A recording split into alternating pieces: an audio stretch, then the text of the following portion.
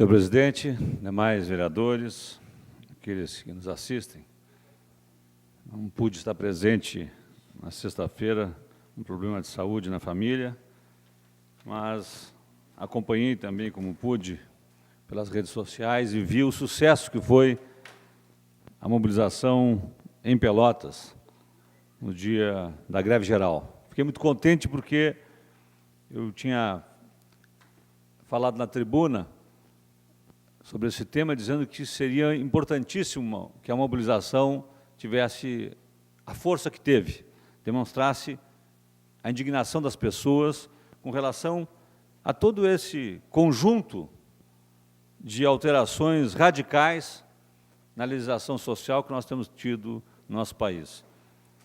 Eu, lendo matéria do Diário Popular a respeito desse tema, até achei interessante a reflexão ali na sessão de opinião, falando do Brasil precisa de um novo 1º de maio, lembrando historicamente que o 1º de maio surgiu do movimento, em 1886, de milhares de mulheres que se reuniram para reivindicar a redução da jornada de trabalho de 13 para 8 horas diárias. Fazendo a reflexão sobre o que está acontecendo em 2017 no Brasil, quando nós falamos de retrocesso, nós estamos voltando a ter jornadas de trabalho de 12 horas no Brasil. Em 1886, a luta do 1º de maio foi para a redução de 13 para 8 horas. Em 2017, o governo Temer faz com que a jornada de trabalho volte para 12 horas. Período que nós tínhamos lá em 1886. Essa é a viagem de retorno que nós estamos tendo com o atual governo. Eu também vi na página do Diário Popular, achei que a matéria feita pelo jornalista Vinícius Peraça deve ser elogiada, porque eu acho que é o bom jornalismo quando as posições que estão em questão, elas são apresentadas. Os vários posicionamentos. Nós temos aqui, falando sobre o 1º de maio e as mudanças todas que estão ocorrendo no país, tem lá uma fala destacada da diretora do Foro Trabalhista, Ana Ilka Saalfeld, que diz que o empregado não terá força nenhuma para fazer acordo com os empresários. Abre aspas, diz assim: que força terá um empregado diante do empresário, sobretudo nos piores cenários econômicos? Uma posição contrária. Embaixo vem a posição do vice-presidente da Fiergs dizendo que não, que a CLT tem uma visão das relações de trabalho que já não existe mais. Quer dizer, os dois posicionamentos para as pessoas terem, depois da reflexão, cada uma por si. Isso é o bom jornalismo. Apresenta as duas versões e a população é que vai fazer a sua crítica, a sua interpretação, a sua avaliação. Não pegar só uma das versões e colocar como se fosse verdade. Então vai aí meu elogio ao jornalista Vinícius Peraça, que fez uma reportagem muito boa no Diário Popular, colocando as diversas posições que nós temos a respeito desse tema. Diga-se de passagem, a CLT já tinha mais de 300 emendas. E uma reflexão sempre que se impõe é o seguinte: fosse a legislação trabalhista um obstáculo para o desenvolvimento do país, nós não teríamos tido há 2 anos atrás, 3 anos atrás, a situação de praticamente pleno emprego que nós tivemos há bem pouco tempo atrás. Nós tínhamos dificuldade de conseguir mão de obra em Pelotas, quando o Polo Naval de Rio Grande estava chamando os trabalhadores de Pelotas para trabalhar lá, pagando mais. A legislação trabalhista era a mesma. Não tinha mudado nada, continuava a mesma legislação. A meu juízo, o que está acontecendo no país tem consequências gravíssimas. A reforma, chamada reforma trabalhista, e a terceirização, que já foi aprovada, comprometem o presente, comprometem a vida dos trabalhadores do hoje. Mas, se for aprovada a PEC 287, vai ser também comprometido o futuro. Não é só o presente.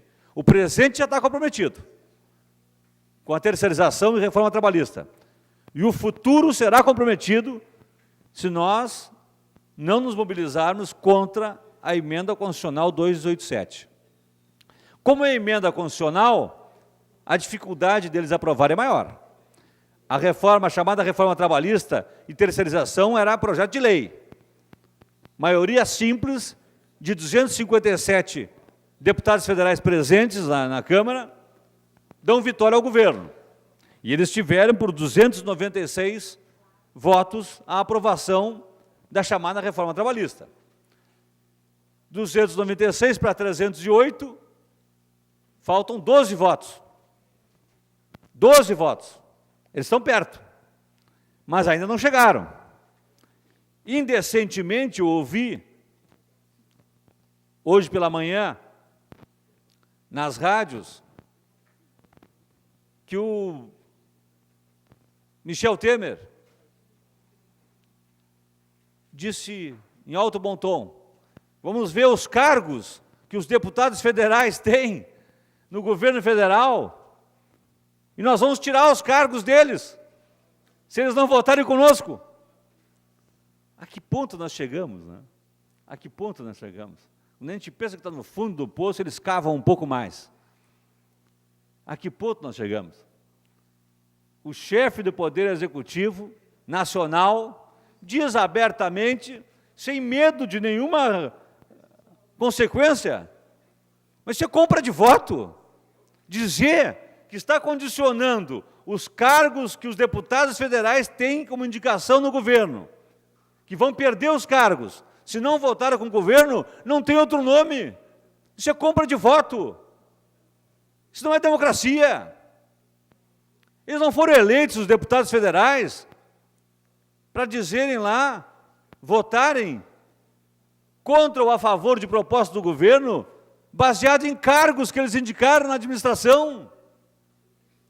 É uma imoralidade. Mas não. Michel Temer, que não teme ao judiciário, que não teme a ninguém, diz abertamente isso. Vamos tirar os cargos dos deputados federais que não votarem a PEC 287. Disse isso. Isso é corrupção. Isso é corromper a democracia. Isso é compra de voto flagrante. É crime. Como é que pode isso ser dito assim, sem nenhuma consequência? Sem que o presidente da República não seja questionado pelo judiciário? O que nós estamos vendo aí? Um dia, quem sabe, e eu tenho essa esperança, um dia, quem sabe, nós vamos ter uma lava-jato da compra de votos no parlamento. Um dia nós vamos ter. Porque também era dito que empresa dá dinheiro para a campanha política, não tinha problema nenhum, Caixa 2 não tinha problema nenhum, nada disso tinha problema. Mas um dia, o judiciário, ou alguns juízes pelo menos, se encarregam de fazer o seu trabalho e vendo o absurdo que está acontecendo, sob o ponto de vista democrático do nosso país, né? Uma deturpação total. Um dia, alguém vendo isso, o Ministério Público vendo isso, não vai ser conivente. Vai intervir e dizer que não é possível que o chefe do Poder Executivo pressione os parlamentares para votarem propostas do seu governo, ameaçando com o corte de indicações que esses parlamentares fizeram para o governo. Quem sabe vamos evoluir um dia para que nenhum parlamentar possa indicar nomes para o Executivo. Porque é uma deturpação. Uma coisa é o partido que fez parte da coligação que vencedora indicar nomes para a administração. Isso é uma coisa. Outra coisa é parlamentares individualmente terem indicações pessoais condicionadas à subserviência ao Poder Executivo. Nós estamos vivendo um momento de crise realmente em todos os sentidos. Nos resta uma esperança, que a pressão popular em cima dos deputados federais possa fazê-los recuar e votarem contra a retirada de direitos previdenciários.